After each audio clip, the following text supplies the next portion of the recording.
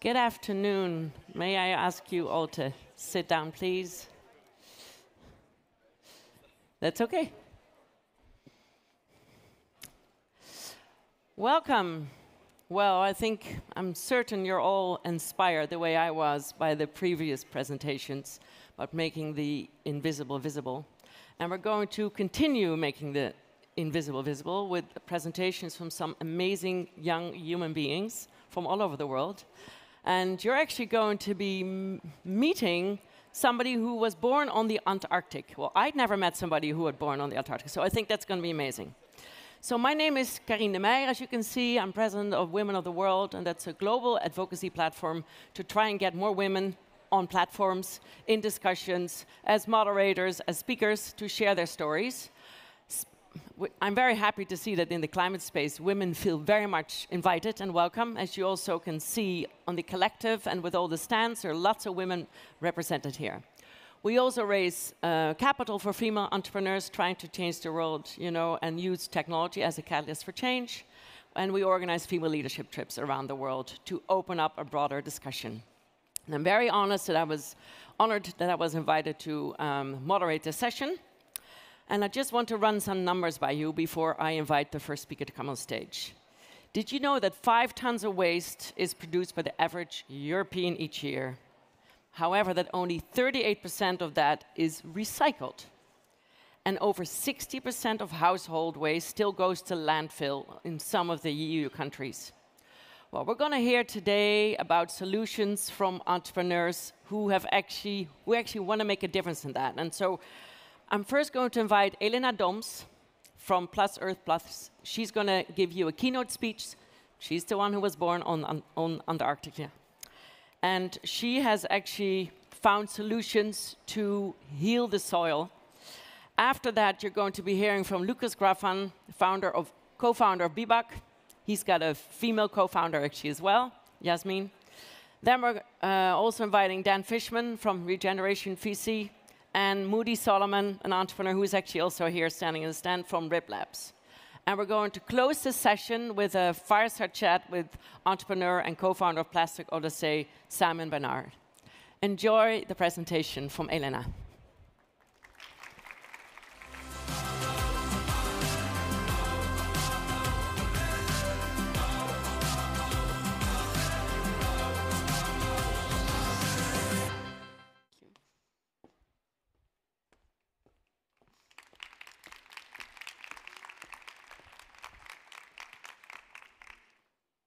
Good morning, everyone. I'm super excited and super happy to be speaking with you here today. As you have heard today, you will hear about different types of waste, and what a cool session name, Wild, Wild Waste. You will hear about plastic, about food waste, and how to tackle it, but I'm going to introduce you to a different type of waste. This waste is invisible, but very harmful for us. And this waste is chemical pollution. But before I get into that, let me tell you where I'm coming from and why I'm speaking with you here today. I was born and raised in the Arctic, right next to the polar circle. In fact, you might have seen my home city in the James Bond GoldenEye movie. Right at the beginning of this movie, there is this chemical weapons facility set in the high mountains, full of snow. James Bond defeats everyone, blows up the place, runs outside, tries to escape in a plane, but the plane falls off the cliff. So he jumps off the cliff after the plane, gets in the plane, and flies away as a victor. I have to tell you the truth. That scene was filmed in Switzerland. My home city is very flat and a lot more cheerful. In fact, it's quite a big city. 300,000 people live there, and it's located on the river, which is around 2 kilometers wide. And that river splits the city into parts. Here in the picture, you see the city center, but on the other side are small villages. Now, people from those small villages sometimes have to go to the city center to go to work or to go to schools. There are no bridges in between, so what do? In summer, you can take a boat, and in winter, you literally walk on ice. And by that, I don't mean that you just go out there and walk on ice anywhere. That would be dangerous. The authorities are waiting until the ice is thick enough, about 40 centimeters, and then they install a special road. This road is called the Road of Life by the locals because it connects these isolated villages to the city center. Now, it looks like a road. You have the lights, you have the walking path, you can even drive a car on it. But in between in this river, the boats still have to come through. So the ice is broken every single day, and it's just plain water with ice blocks swimming in it.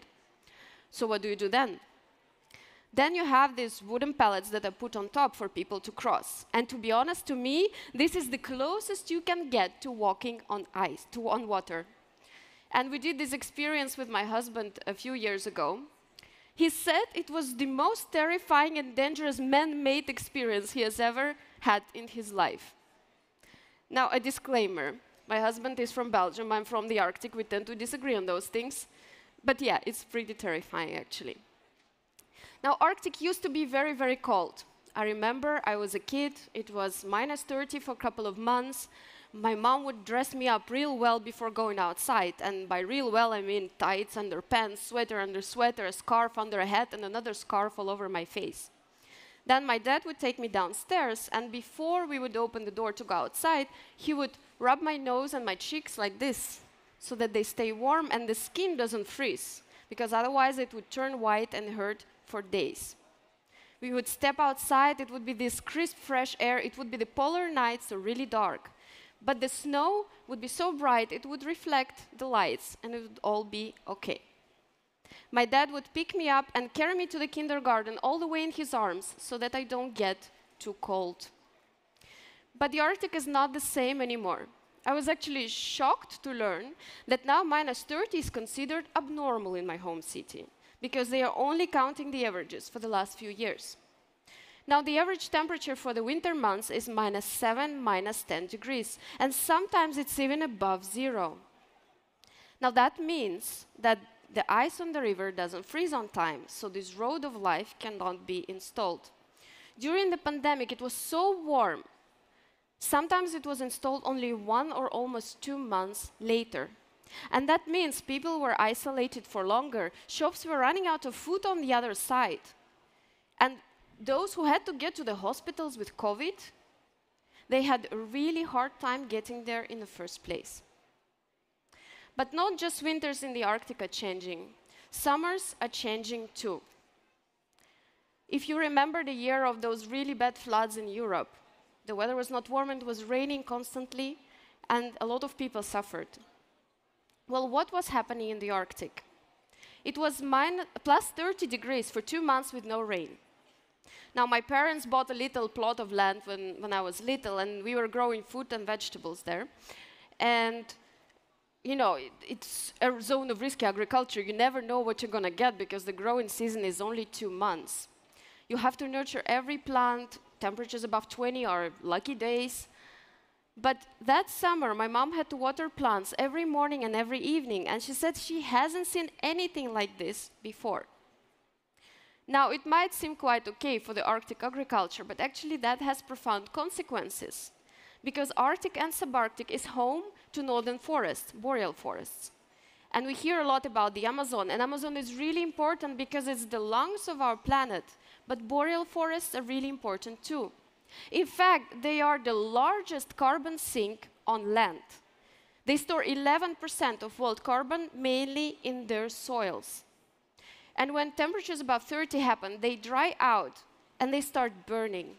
And they start releasing generations old carbon stored in their soils. And they turn from carbon sinks into carbon emitters.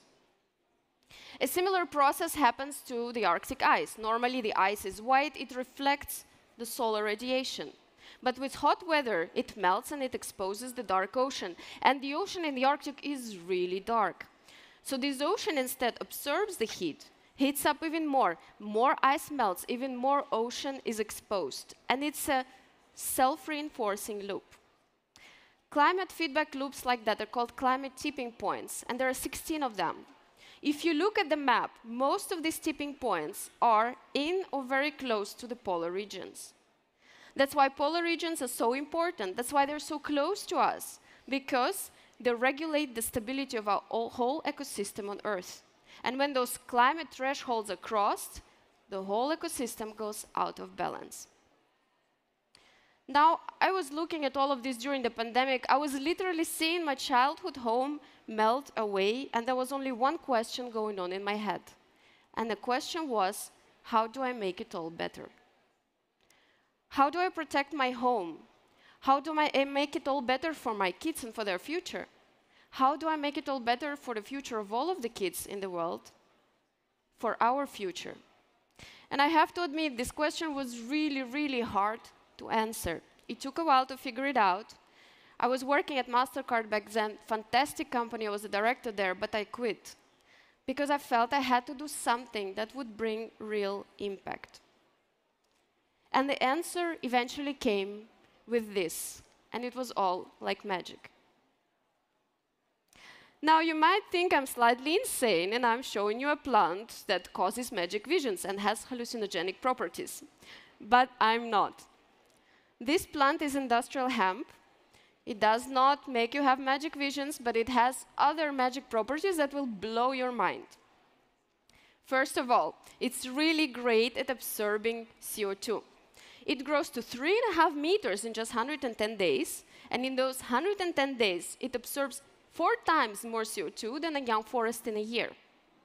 In some geographies, you can have several crops a year, and you can multiply those numbers. Second, it uses 90% less water to grow. It has really deep roots of 1 meter, so it's great at restoring soils. And it also has really wide canopy, so it prevents evaporation of water from the soil. And it grows with no pesticides, so it's fantastic at restoring soils. And last but not least, it's really versatile. You can create loads of materials out of it. In fact, Porsche created a car body, racing car body, out of industrial hemp in 2019. You can make clothes out of it, you can make fishing nets out of it, but most importantly, you can make construction products out of it.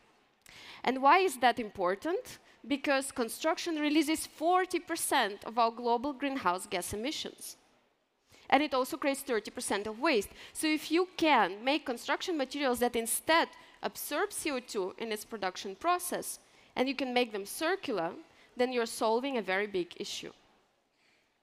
And out of industrial hemp, you can make concrete, hempcrete, you can make isolation, you can make hemp wood, and lots of other things.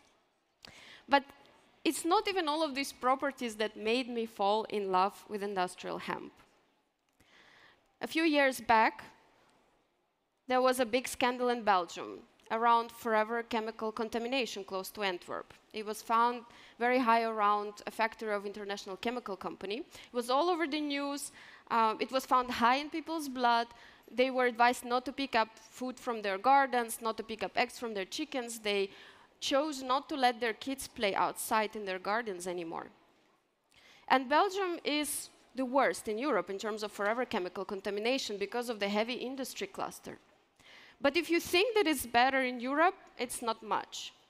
In fact, just a couple of months ago, Le Monde and Forever Pollution Project published a map of forever chemical contamination.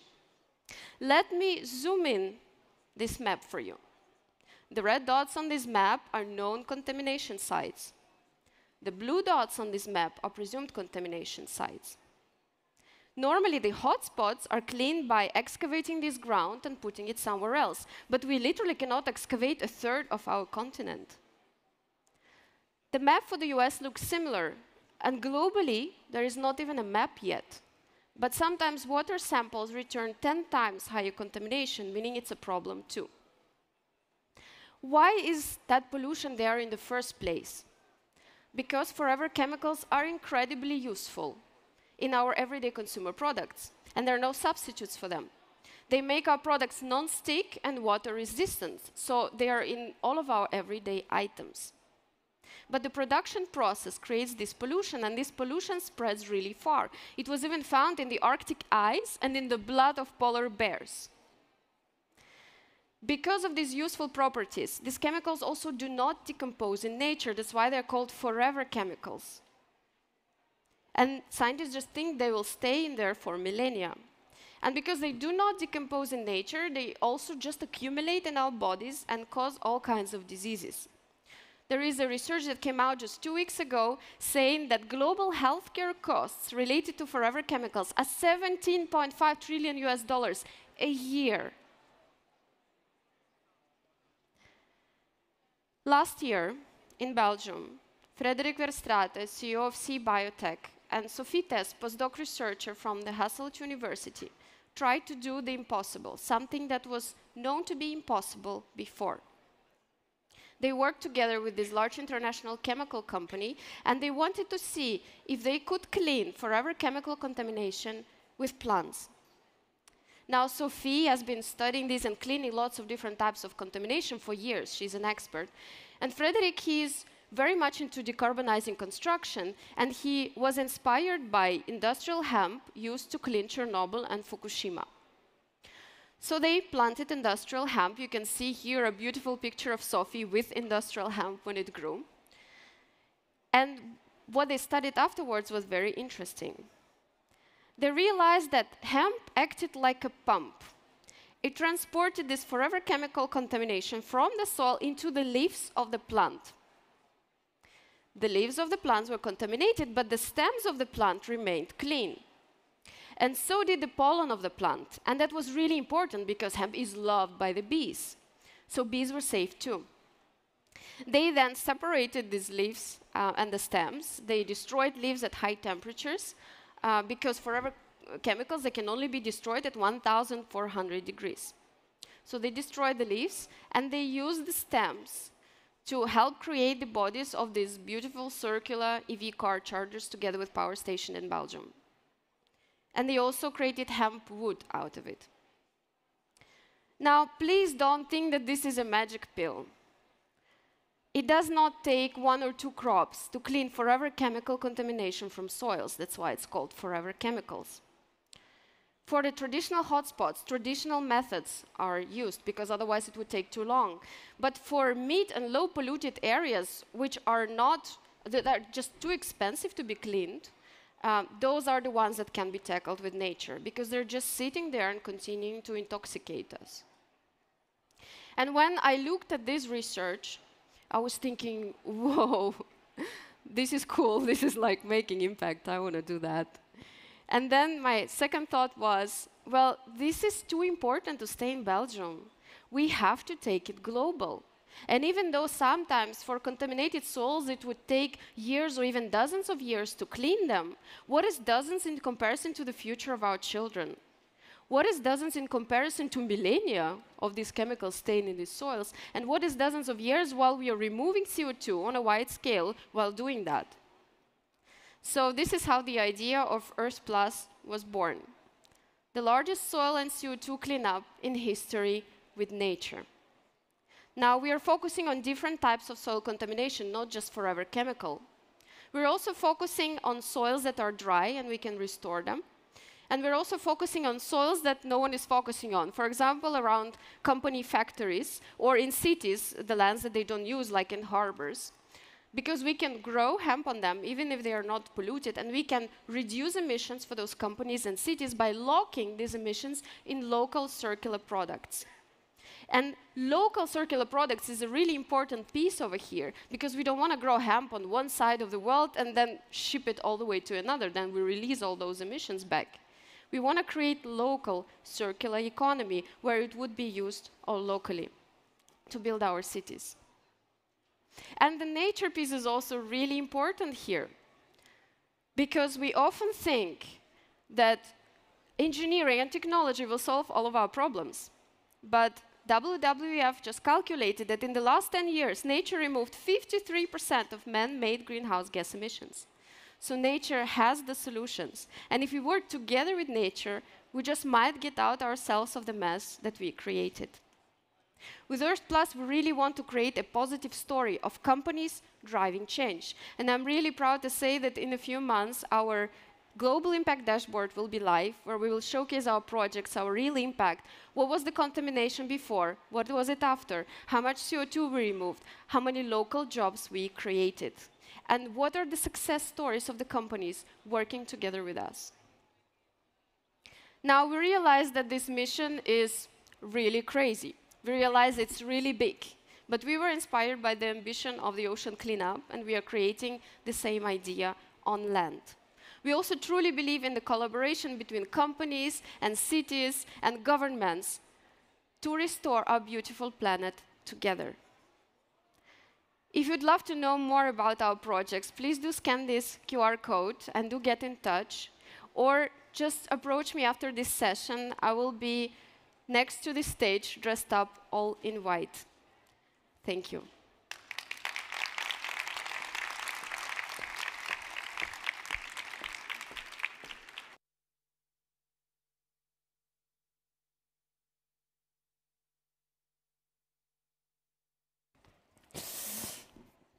Well, that was an impressive story. And that's our reality. And we're going to be talking now, and want to invite my 3 upcoming panelists to the stage. Dan, Lucas.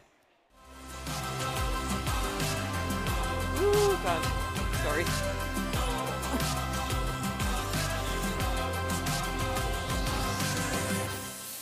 Yes, I'm going to be sitting here, you're going to be sitting there, and I'm going to ask you all to take your microphone, please. Wow, that's quite impactful, huh, what we just heard from Elena. Yeah, I just have to let that sink in, because I don't think that we realize, and I think that this whole conference is very much about making the invisible visible, hearing stories from passionate entrepreneurs, who feel passionate enough about this topic and how you can change it. And well, I first want to invite you, Lucas, to maybe tell us a little bit about BIBAK and about who you are and what is your drive, what is your passion, and why did you create BIBAK? Sure. So hello. So my name is Lucas. I'm the co-founder of BIBAK, a company we launched with my partner Yasmin like 5 years ago.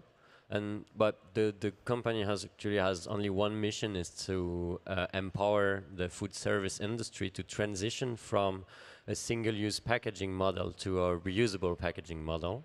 And so we put all our energy into that. Mm-hmm. And what is our passion? Actually, our passion is to take just one problem. So for us, it's the issue of single-use packaging that I think everybody knows today. So I don't even have to tell the numbers about the billions of single-use packaging that we have in the landfills or the oceans every year. So we all know the issue that we face, but we also all know that there are another way to use our business practices, to change our business practices, and start just consuming our products with no waste at all. Mm. And so that's why the 45 people of BIBAK now are working into that. And so we are operating in France right now, but we will grow over Europe as of next year. Okay, wonderful, thank you. Moody, we just had a brief conversation at your stand. I'm inviting you to come and see the stand of RipLabs. Please introduce yourself and tell us about what is your passion, what brought you to what you're doing today. Thank you, Carine. It's a real pleasure to be here. So I'm Moody Soliman. I'm the CEO and co-founder of RipLabs. We started RipLabs about 6 years ago. And our mission is simply to put an end to food waste. And why food waste? Well, I see a timer here. It's about 21 minutes. So just to put it in perspective, over the next 21 minutes, we're going to waste enough food around the world to feed over 20 million people. So literally every minute we're wasting enough food to feed over 1 million people. And that food waste ends up in landfills. In fact, if food waste was a country, it would be the 3rd largest greenhouse gas emitter behind the US and China. So it's not just an economical problem, it's a social and environmental problem as well. And those losses are experienced all across the supply chain, from the farm all the way down to the consumer. And so we figured if we're going to have a real impact on that problem, we have to come up with a solution that's easy to use, can be applied anywhere along the supply chain, and can be adopted by the smallest smallholder farmer to the largest distributor and packer that can process up to 10 million pieces of fruit per day. And we believe that's exactly what we did at RipLabs. So we turned to nature, very much like the previous presentation, which is very inspiring. And we turned to plant-based food-grade compounds that are volatile. So we can take those compounds, develop a formulation that we can add to the surface of a sticker, for example. Many surfaces, but the stickers are flagship product. You simply take our sticker, apply it to a fruit or a package of the fruit. It will release the natural bioactive, again, food-grade compounds. It's 100% safe, and prevent premature rotting. And so in some cases, we have doubled the shelf life of certain fresh produce. We're focusing today on fresh fruit, and then eventually going to be expanding into other food groups. Okay, thank you for that introduction. Dan, now you are on the other side of this. You're on the financial side of that. Can you please explain a little bit about what you do with Generation.VC? Of course. My name is Dan Fishman. I am one of the general partners at Regeneration.VC. Regeneration is an early stage climate tech fund focused on finding and investing into the founding teams that are reimagining our consumer industries. We know that the take, make, waste world that we live in, with 93% of materials ending up in landfills, with 70% of global GHG emissions caused by consumer industries, we know that if we transition this to a circular economy, we can find ways to abate 45% of those greenhouse gases. We know that we can consumers can change the way that we look at climate change, and we can reverse the crisis we're in by the reimagination of these industries, whether it's the fabrics, the dyes, reverse logistics, food waste. We as a group, as a species, have the ability to reverse this problem that we're currently in. Okay, thank you very, very much. Lucas, would you be able to actually tell us a little bit more about what you do with BIBAK, like content-wise? I mean, how do you educate your clients? I mean, do you feel that you can actually, that you have more of a function in that way with them? Sure. So actually, with BIBAK, so as a company, we have the belief that when you produce something, before it goes as a waste, you need to use it as long as you can. So that's the first thing. It's quite simple, actually, when you think about it, but in our everyday products, that's something we don't do. So we work with big food companies, so like, for example, the catering business, so with companies like Sodexo, Compass. We also work with fast food industry, so companies like Burger King or other like big brand names. So those companies, they have industrial issues, so they need to produce a lot of food products for millions of consumers every day.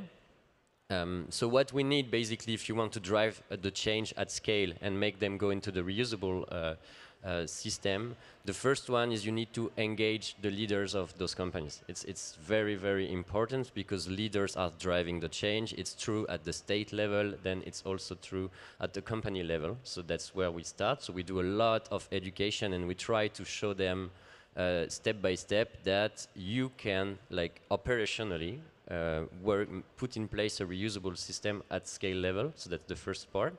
The second one is be excellent in execution. So we were talking about it just a bit before the show happens. But if we want to make it work at scale, we need to show those companies that reusable packaging and the operation system is working very well. So we need to build trust into, like, sustainable alternatives to the current system of single-use packaging. And the third one is we use data and user experience all along the life cycle of the products to enhance that trust. So meaning that when you put a product into the market, you need to make sure that we will bring this product back. So that's why we call the company BIBAK, like meaning bring it back. Bring it back. So we use data to track the products all along the life cycle, and we make so to make sure to our clients that if they invest in reusable packaging, because it's now an asset and not a disposable anymore,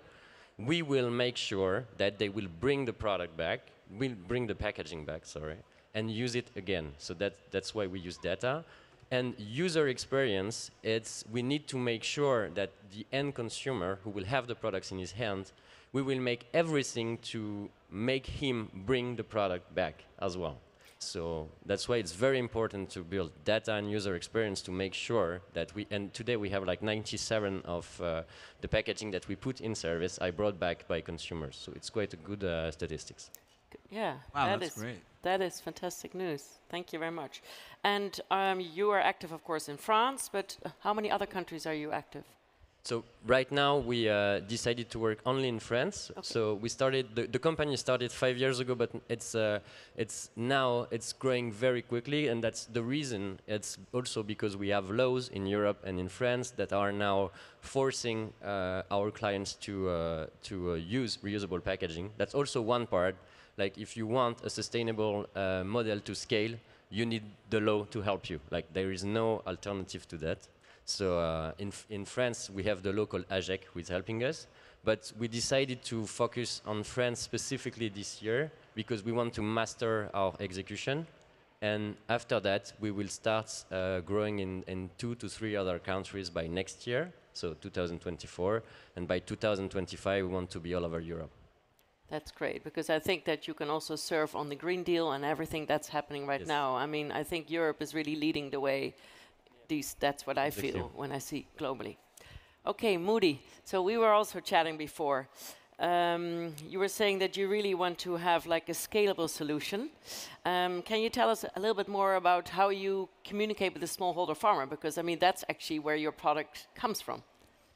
Yeah, no, that's a great question. So to begin with, we actually ended up focusing on distributors and packers and retailers. But as you clearly noted, the smallholder farmer is absolutely integral to our mission. And so to do that, we have to, again, come up with a solution that is not just scalable, but from an economic standpoint, it has to be affordable for those smallholder farmers. And given the diversity of our formulation, that it can be applied to a variety of surfaces, it's really what differentiates us from some of the other solutions that are out there that will enable smallholder farmers to adopt it. So for example, the formulation today is applied to the surface of stickers, but it can also be applied directly to the packaging material. Yeah, you just showed me that. Exactly, yeah. Or you know, in case of the smallholder farmers in certain regions, for example, in Nigeria, they often use those woven baskets to transport fruit and transport produce. And so again, because our core competency is the formulation, and it's developing a formulation that can be applied to many of those surfaces, we can find ways of integrating the formulation directly into their everyday habits and practices so that they can easily adopt it at an affordable price point. Okay. What is the potential of your market? I mean, I always try to show people the numbers. I mean, what is the potential of your market? Yeah, the potential is quite mind-boggling. We were talking about that a little bit in there. If you just focus on strawberries alone, that in of itself is huge. But really, just to maybe give it a little bit more perspective, if you just look at fruits and vegetables alone, you're talking about close to $500 billion of waste every year. That's incredible. And so that's the overall potential. Now, of course, there are many reasons for this waste. We focus on a segment of that waste that makes up about 10 to 20%. So conservatively, you're still looking at just fruits and vegetables alone at about $50 billion. But then the beauty of this technology is it can and will be applied to other food groups as well. So meat, seafood, dairy, really anything that's perishable. And so, yeah, you can play around with the numbers from there. Great. Dan, could you maybe elaborate a little bit about your portfolio? Because I think it'll be interesting for the audience to hear what kind of companies that you've actually invested in. Sure. Currently in our fund, we've invested into 12 companies. Everything from micro-scale carbon capture that works at a point source in buildings, so office buildings, multifamily residential, HVAC rooms, capturing the flue waste, the CO2 flue waste, and converting those into stable chemicals that then could be used, green chemicals that could be used in everything from detergents and soaps to fertilizers and other goods. We have invested into recycling sorting technology using AI, a company out of the UK called Grey Parrot. We have a real estate prop tech company called Tulu that takes that basically applies sharing economy principles to multifamily housing units. So the idea that if you live in a building with 100 units, does everyone really need to have their own vacuum cleaner or printer or tools? So an IoT-based shared economy platform. We've invested in packaging. We have a company called Cruise Foam. Cruise takes shellfish waste. The second most natural abundant polymer on the planet is called chitosan. Using this shellfish waste, they create a styrofoam replacement that is home compostable. You could put it in your garden when you're done with it, and it'll actually feed the plants.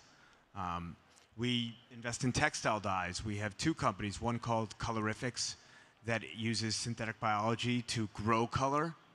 And then we have a company called Nature Coatings. Both companies are over here, actually.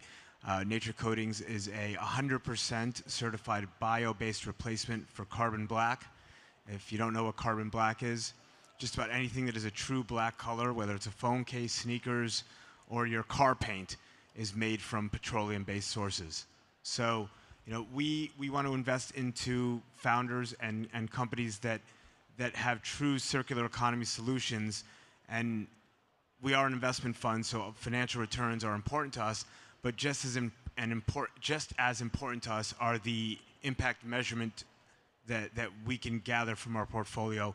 And when we report to our investors and to the public, impact is extremely important to us. We have a dedicated group that uses not just measuring impact, but is creating and taking all these different sources today to try to hone in on what's important when you are measuring impact, because sometimes you might think carbon is the most important, but you're trading it off through material resources. So you really have to take into account a lot of different things when you're measuring the impact, and we try to do that through our portfolio. You can go to Regeneration.VC, our whole portfolio is there, as is our team, and we take what we do very seriously. Fantastic, thank you so much. So Lucas, I think I mentioned this to you, but I was part of the whole TED movement for many years, and there's one thing I always learned there, that it's very much about storytelling, and especially when it comes to the founder. So what was it within you and Yasmin that really ignited this passion that, okay, this is what I want to focus on? Okay, so actually it's a good question, because Yasmin and we didn't know each other before launching the company, before launching BIBAK.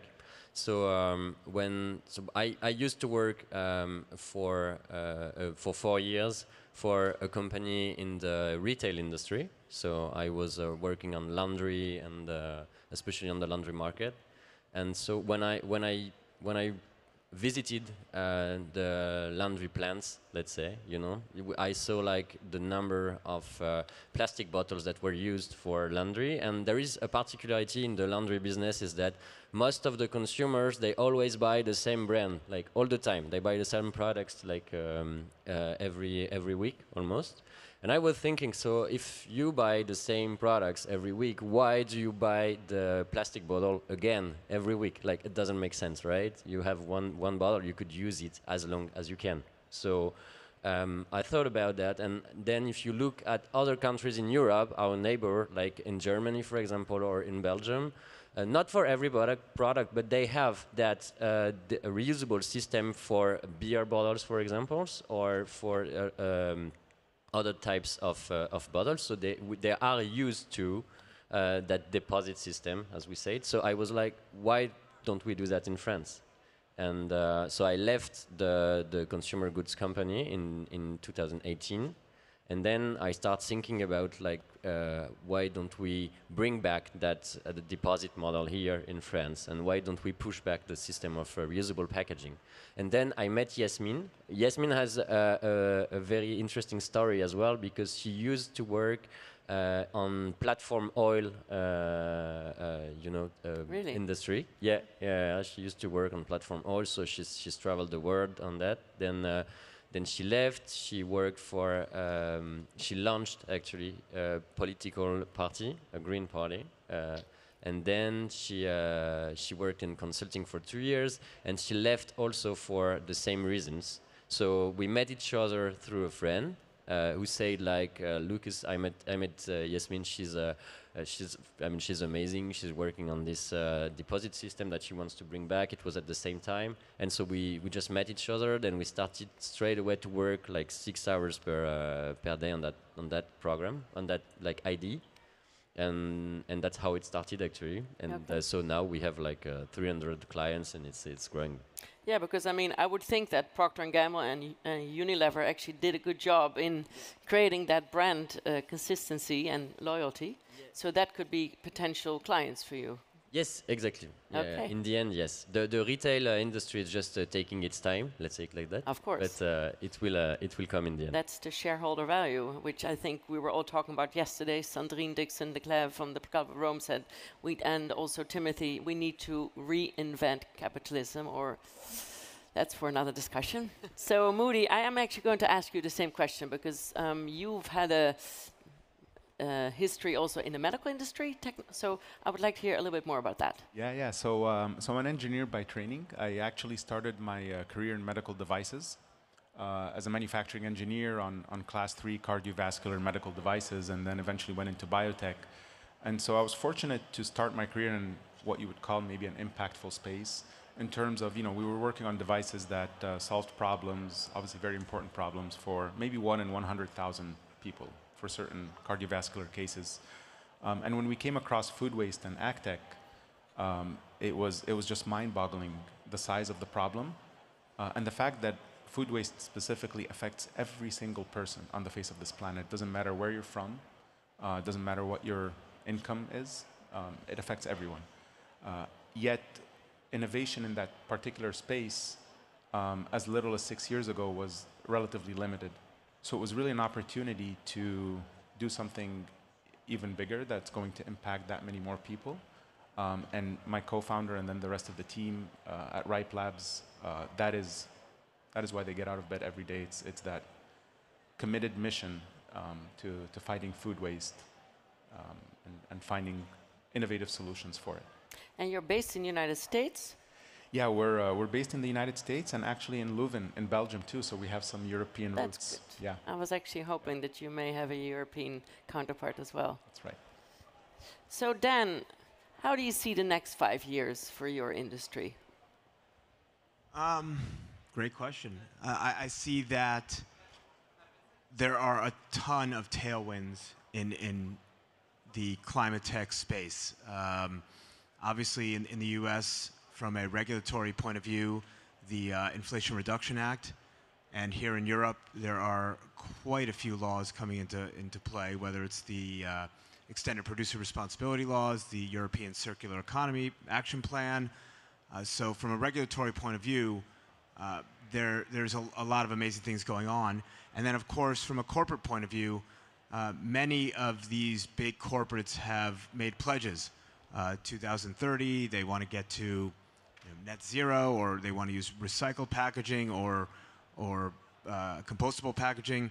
So between the combination of these two paths that are going on, and obviously we know when it comes to the corporates, they make these claims and they make these plans without necessarily knowing how it's going to get done. And so where we come in is kind of in the middle there. We're finding and funding these founders who the innovation that these founders are creating is truly extraordinary. When I got out of college in the late 90s, the real smart innovation was coming in the tech space. Everyone wanted to go into tech, the internet companies, solving problems in that space. Nowadays, you find this generation, climate change is what keeps them up at night. It is the #1 problem for much of Gen Z. Over 90% of Gen Z looks at climate change and looks at the environment as the #1 issue that we need to solve as a species. And so we feel that we are in the right place at the right time. I come from a background of operating in consumer brands. I was in the apparel and lifestyle space for a while, moved over into the food space. So I come from a background of two industries that have had They've done a lot of negative things into the world in which I live in, world in which we all live in, and now the other side is happening. There are so many different positive solutions. It's all about finding the ones that have the potential for scale, that have the potential for price parity, that are drop-in replacements, and I'm extremely excited. I think that this is, I mean, the next 5 years, the next 2 years, 10 years, I think it's really just a rocket ship. Well, thank you so much. I think we all realize that bringing these two together, that's what it's all about. Because I think that the biggest growth in the world comes from small, small and medium enterprise. People don't often like to hear that, but that's just the way it is. And it's because that's where the passion is and the money is there. And this is what I try to do with Women of the World as well. And then female entrepreneurs and female investors. So I want to thank all three of you because our time's up, unfortunately. Thank you. And Thank you. well, I hope Thank that you very we much. can Do we continue this all hug? discussion.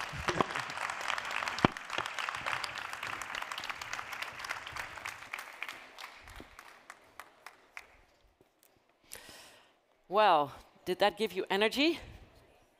Good, good. So we're going to invite the last speaker onto stage, Simon, co-founder of Plastic Odyssey.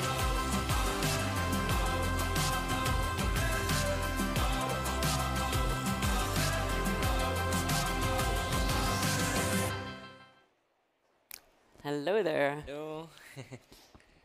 Nice to Nice. see you again.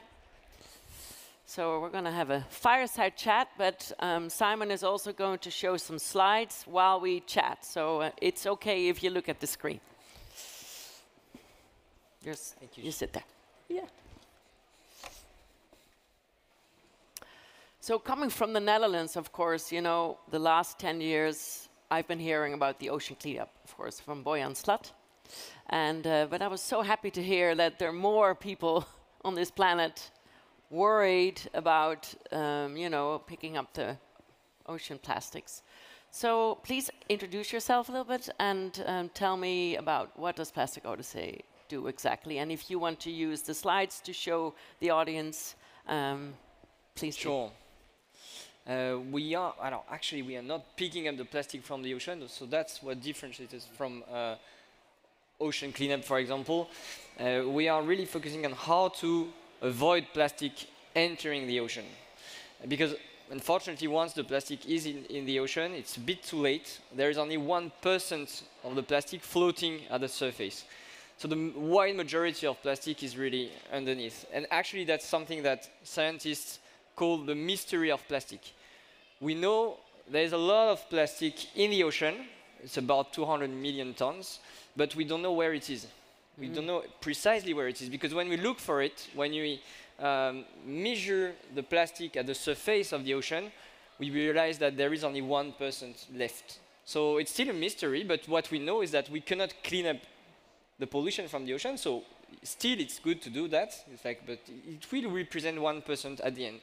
So we're really trying to stop plastic entering the ocean, and for that we have two approaches at the same time: cleaning up the past, meaning not cleaning up the ocean, but recycling the waste that is ashore in cities and is going slowly in the ocean. So it's like a heritage of plastic waste we have today, because the humanity has produced 6 billion tons of plastic, and we still have 5 billion tons to treat. So we have this heritage of plastic that we need to do. We need to recycle, or we need to treat somehow. But we also need to reduce the use of plastic, and that's the Build the Future part of Plastic Odyssey, where we try to change behaviors towards less consumption and alternatives to plastic. Okay. Please tell us what we see here. And so we are doing that thanks to a beautiful tool, because we have this 40 meters long research vessel that has been recycled, because she's 45 years, and a bit more actually, even maybe 48. And she's been refitted, so this vessel completely transformed into a recycling laboratory. And what we can see here is the Stromboli volcano. So it was just at the beginning of the expedition in October. Where was this? In Italy, Stromboli. Okay. Okay. So it was like the 1st of October, we started from Marseille, and then we went to Lebanon, which was the first stopover. Then we went around the Mediterranean coast, reaching Egypt, Tunisia, Morocco, and then going to West Africa, Senegal, Guinea, Cape Verde. And we've just crossed the Atlantic. So now the ship is in between Brazil and French Guiana for the rest of the mission. So the idea is to stop in the 30 most polluted countries in Africa, South America, and Asia, and have action with local communities, entrepreneurs, but also general public and children to really recycle the plastic, but also raise awareness to reduce the use. Maybe you can show also, because you were showing me on a picture, what those machines look like. So yeah, I think I have later, but basically we have at the aft of the ship, you can see there are different machines to transform the waste into a finished product. So that's our expertise, is to take something that has no value. So usually what we call low value plastic, plastic bags, packaging, all this kind of plastic that is left because it has no value. And simple machine, low tech, to shred the plastic, to extrude, so meaning like to melt it, and then to shape it somehow into a tile for pavement or tile for the roofs, plastic lumbers, product that can be used locally and then can answer a local need, a local market. So really the aim we have is to launch social businesses, helping entrepreneurs to launch micro factories, and we show you at the end what kind of micro factories we are building. But really, it's giving all the tools to entrepreneurs, local entrepreneurs, to recycle plastic. And I can actually show you some pictures, because this is one part of the expedition is sharing the knowledge, but there is a big part of course of exploring. It's an expedition, it's an exploration vessel, so we're going on the field to explore and discover initiatives and amazing entrepreneurs that already recycle plastic. And so we have an example. So that was the first stopover in Lebanon. What you can see is the landfill of Tripoli, north of Lebanon. You can see it's right by the sea. So when there is a storm, everything goes into the ocean. And so that's the problem part. And the solution part, we met quite a lot of entrepreneurs, but one that really touched me is Osman Afifi. And this guy is doing a crazy, very amazing job in the heart of the refugee camp, Shatila refugee camp in Beirut. And he's recycling, so he's helping 100 youth, is paying them to collect plastic in the refugee camp. And he's turning this plastic into pipes. You can see the pipes for water, fresh water, and also electrical wires in the refugee camp. And so it's like economically viable. It's transforming this waste into pipes. We have also a beautiful example in Egypt. Yeah, that was the next stop. So this one is quite famous. That's the Zabalin community. It's a community of recyclers, but it represents 70,000 people making a living from the waste of Kairos people. And what is crazy is that they do door-to-door collection. So they ring at the door, they collect not only plastic, not only the recyclable, they collect everything. They collect the full waste with all the food, like food waste and stuff like that. And they manage to have an economy, viable economy, and they are not paid for that. Usually, cities pay for waste collection, waste management. They are not paid for that. And what they do, so they open up the waste bags, then they sort the food waste, they feed pigs, they feed animals, and so they sell the meat afterwards, so that's an economy. Wow. And then the rest, plastic, cardboard, everything is recycled. There is a family that sort plastic, a family that shred it, a family that wash it, and everyone has a role in the value chain of plastic. And it's 70,000 people living and treating 60% of the waste of Kairos. And they can recycle everything, but the rest, like the last third of plastic they cannot recycle is just because it's a very poor area, so the wastes are not valuable enough, but they could technically recycle everything, 100% of the waste. You can imagine the difference between what they are doing and what we are doing in Europe, where we can recycle maybe, I don't know, 20%, and it costs a lot of money because we have to pay trucks and stuff like that. So you can imagine those guys, they manage to have a full economy because they have this very particular situation. And you were also talking about the Egyptian fishermen. That's Yeah. another example, correct? Exactly. That was the other good example in Egypt. We met people. Actually, I think they are here. It's called the NGO is Very Nile. So you can see it's a small island on the Nile River. And what they are doing, they started to pay fishermen. So instead of fishing fish, they fish plastic. And actually, they make more money fishing plastic bottles than fish. So they started to fish plastic bottles to make a living. And what they do then, they recycle it, so they bale it, and they sell it for textile, to the textile industry, to have recycled fibers. Yeah, because I think you also had a picture of that, right? Of the tiles. So that was like that's initiative they recycle into textile, the plastic bottles. One also was in Morocco. What they are doing is quite funny. They collect only on beaches, and they use camel to transport the plastic, to transport these big bags of plastic, because obviously it's quite complicated to go and collect, and it costs a lot of money. And so they collect like the trucks of deserts, and that's how they manage to have also an economy recycling textile, plastic bottles into textile.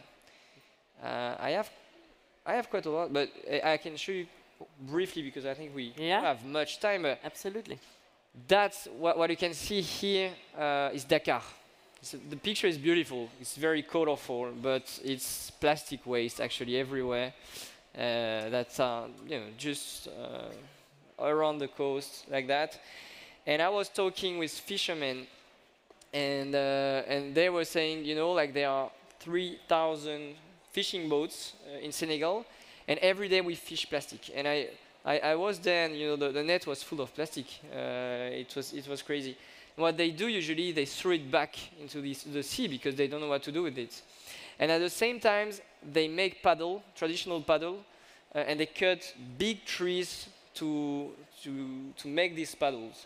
And the guy was saying, he was like the dean of the fishermen, local fishermen, and he was saying, it's crazy because we are cutting trees, and obviously was aware of the impact that can have deforestation, and at the same time we are fishing plastic. So why don't we try to make a paddle out of plastic waste? And that's what we made a prototype on board the vessel, because we have a full laboratory on board the vessel. So we went back.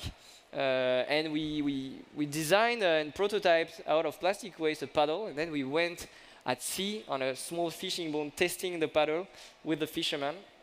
So that was also a good way to recycle plastic, and can represent also a market and a good way to recycle for them the plastic. Wonderful. Well, I mean, as I told you, I spent 3 years almost in Costa Rica, and I'm on the board of the 5-minute beach cleanup.